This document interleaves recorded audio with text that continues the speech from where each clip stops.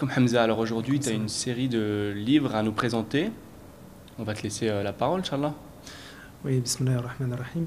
Donc aujourd'hui, je voulais vous présenter différents livres. Alors je commence par PS, Retour à l'essentiel de Myriam Lakhdar Boulamcha. La sœur Myriam Lakhdar Boulamcha, c'est une sœur qui est conseillère conjugale spécialisée dans le développement personnel. Et puis elle nous a, alhamdoulilah, elle a rédigé ce chef-d'œuvre qui part d'un roman initiatique. Donc c'est l'itinéraire d'une femme qui, à travers différents périples, à travers différentes aventures, va se rechercher elle-même, va rechercher l'excellence à travers elle-même et elle va puiser au fond de ses ressources. Donc on y trouve aussi bien des séquences de développement personnel général, c'est-à-dire aussi bien la nutrition, la gestion du temps, la confiance en soi, que la recherche de la foi, le développement de la foi, la confiance en Dieu, la confiance et le doute, l'espoir.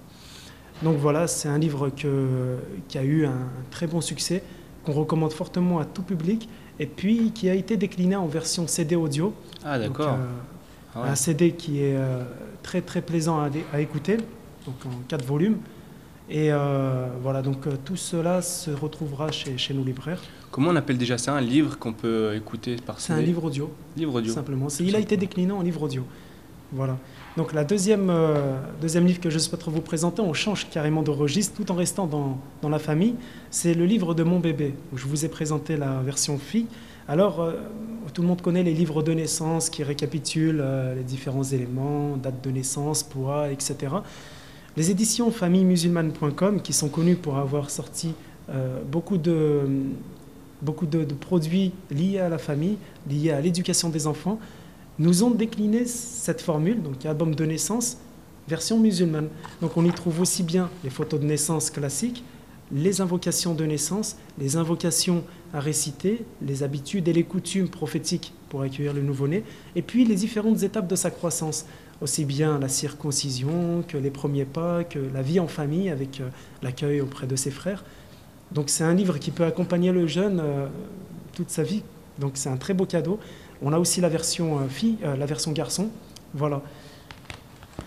Voilà donc pour les livres a priori familiaux. Donc le troisième livre que je souhaiterais vous présenter, c'est un livre écrit par Al-Harith Al-Muhasibi. C'est un condensé d'une pensée liée à la spiritualité. Donc Al-Harith Al-Muhasibi, il compte parmi ceux qu'on appelle les savants de la piété, parmi les personnes qui ont approfondi les sciences de la spiritualité, comme Al-Ghazali, comme Ibn Qayyim Jawziya. Et c'était une personne qui réclamait énormément de comptes envers soi-même, d'où son prénom de Al-Muhasibi, son surnom d'Al-Muhasibi.